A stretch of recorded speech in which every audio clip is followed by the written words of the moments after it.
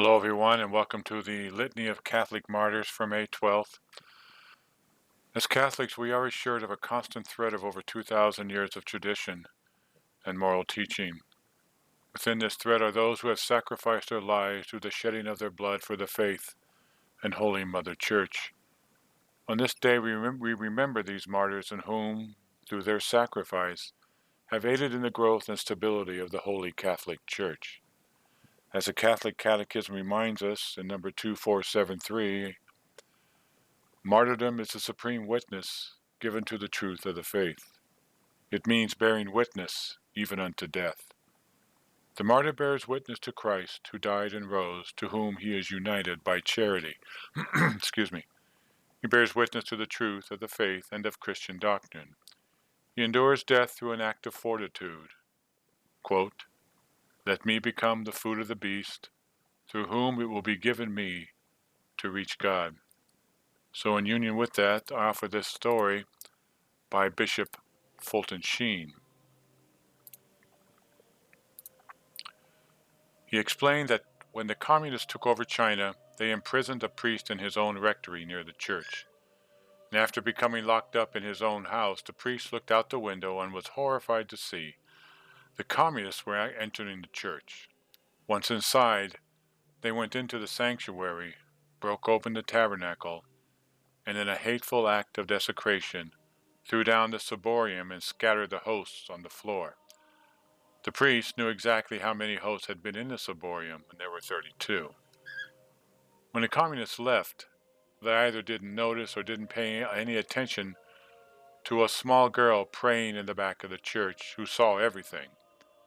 That night she returned, and slipping past the guard at the rectory, entered the church where once she was in the church, she made a holy hour, perhaps for a reparation for the desecration she witnessed of the Blessed Sacrament. So after her holy hour, she went into the sanctuary, and kneeling down, she bent over and received Jesus in the Holy Communion with her tongue, since it was not permissible at that time for laymen to touch the sacred host with their hands. Each night the girl returned to the church to make her holy hour and receive Jesus in Holy Communion on her tongue, just as she did the first night. On the 32nd night, after having consumed the last host, she accidentally made a noise that awoke the guard who was asleep at the post by the priest's residence. From the bedroom window, the priest could only watch in horror as the heart-rending scene unfolded before his eyes. The little girl tried to run away, but the guard caught up with her and beat her to death with the butt of his rifle.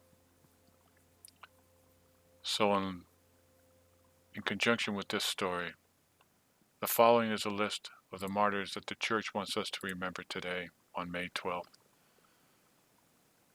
At Rome, on the Adriatine Road, the holy martyrs Nereus and Achilleus, brothers, who first underwent a long exile for Christ in the island of Poncia with Flavia Domitia, whose chamberlains they were.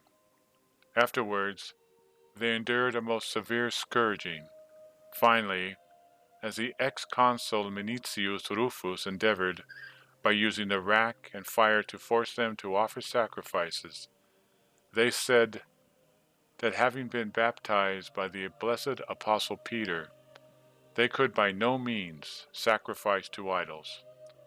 They were beheaded, and their sacred relics, with those of Flavia Domitia, were by order of Pope Clement VIII solemnly transferred the day before this, from the sacristy of St. Adrian to the ancient church now repaired in which they were formerly preserved. In the same place, on the Aurelian road, the holy martyr Pancratius, who at 14 years of age endured holy martyrdom by decapitation under Diocletian. Also at Rome, St. Denis, uncle of the same blessed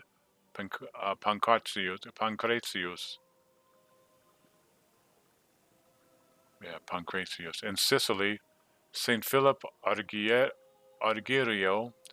who was sent to the island by the Roman pontiff and converted to Christ a great portion of it. His sanctity is particularly manifested by the deliverance of possessed people. At Salamis in Cyprus, Saint Epiphanius,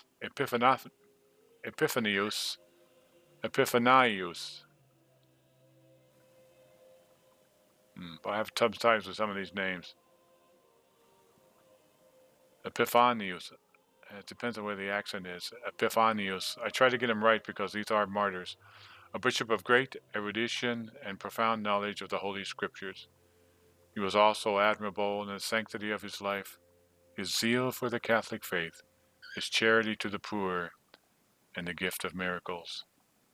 At Constantinople, Saint Germanus, a bishop distinguished by virtues and learning, who with great courage reprehended Leo the Assyrian for promulgating an edict against holy images. At Treves, Saint Modaldus, bishop. At Calzada, Saint Dominic, confessor. This is the list for today of April 12th of all the martyrs, men and women, who offered their lives with sacrifice for the Church, for the love of God, for the love of the triune God, for the love of the Church, and ultimately for the love of the faith and us. Remember them today as you go through your day. Just for a brief moment, offer a prayer for all the saints. Thank you for being here. God bless you.